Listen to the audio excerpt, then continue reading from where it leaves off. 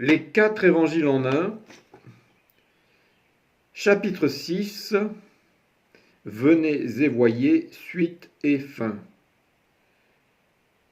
Or, comme la Pâque des Israélites est proche, il monte à Jérusalem avec ses disciples.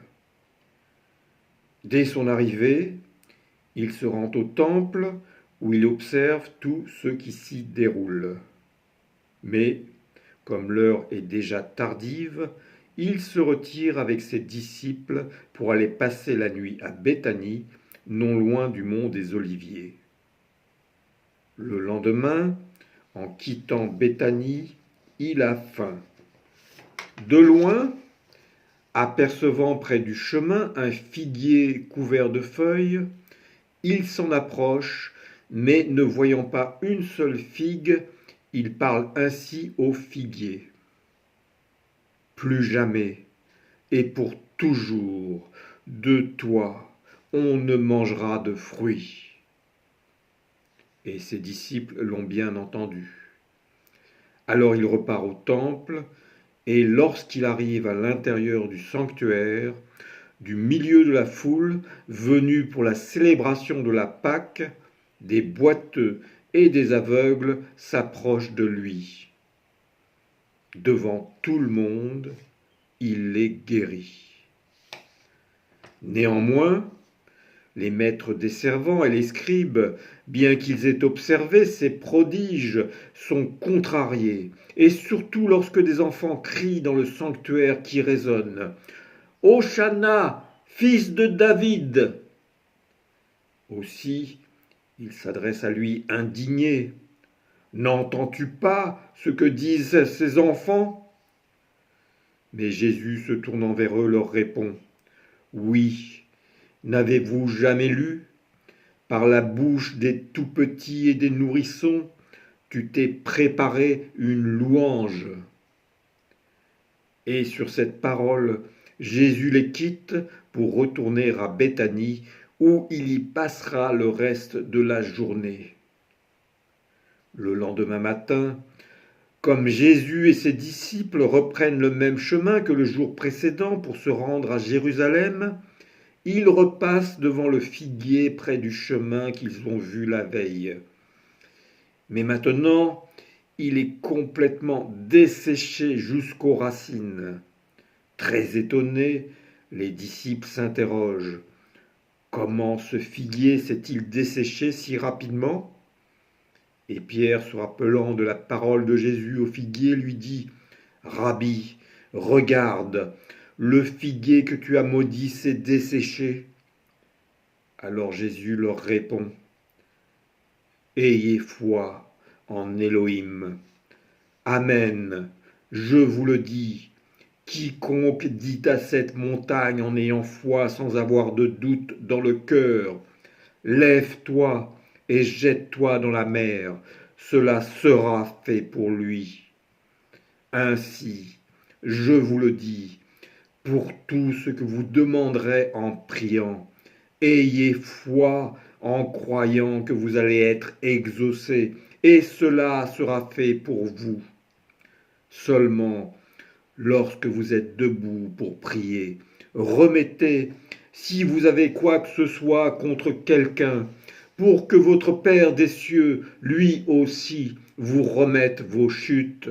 Car si vous ne remettez pas, votre Père des cieux ne vous remettra pas non plus vos chutes. Chapitre 7. Nul s'il ne naît de nouveau. Ainsi, alors que Jésus est à Jérusalem durant la solennité de la Pâque, beaucoup ont foi en son nom, ayant été témoins des signes qu'il faisait. Mais Jésus, lui, n'a pas foi en eux, parce qu'il les connaît tous, et qu'il n'a pas besoin que quiconque porte témoignage sur l'homme, car il sait, lui, ce qu'il y a dans l'homme. Or, durant cette Pâque, un maître des pharisiens du nom de Nicodème vient le trouver de nuit pour lui dire Rabbi, nous savons que vous tirez votre enseignement d'Élohim et qu'ainsi vous êtes venu en docteur, car il est certain que nul ne peut montrer de tels signes si Élohim n'est pas avec lui. Amen, Amen, je vous le dis, nul, s'il ne renaît d'en haut, ne peut percevoir le royaume d'Élohim. Comment un vieil homme pourrait-il naître de nouveau? Peut-il rentrer une seconde fois dans le ventre de sa mère et renaître? Amen, Amen, je vous le dis. Nul, s'il ne naît pas de l'eau et du souffle, ne peut pénétrer dans le royaume d'Élohim. Ce qui naît de la chair est chair, ce qui naît du souffle est souffle. Ne soyez pas étonnés que je vous dise, vous devez renaître d'en haut. Le souffle, il souffle où il veut. Vous entendez sa voix, mais vous ne savez pas d'où il vient, ni où il va. Vous ne le savez pas non plus de tout homme né du souffle. Comment cela peut-il se faire? Vous êtes un docteur en Israël, et vous ne le savez pas? Amen, Amen. Ce que nous savons, nous le révélons. Ce que nous avons vu, nous en témoignons, mais vous n'acceptez pas notre témoignage.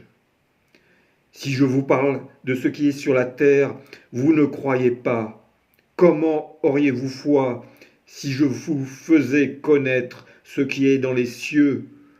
Nul n'est monté aux cieux, tel le Fils de l'homme qui est lui venu descendant des cieux.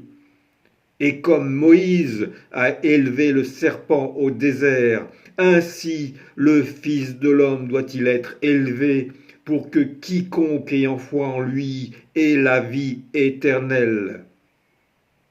Oui, Elohim aime tellement le monde qu'il a offert son Fils unique pour que toute personne ayant foi en lui ne périsse pas, mais ait la vie éternelle.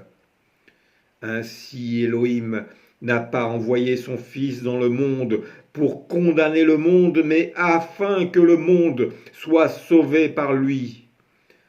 Qui a foi en lui n'est pas jugé, mais qui n'a pas foi est déjà jugé, parce qu'il n'a pas eu foi au nom du Fils unique d'Élohim. Et voici le jugement.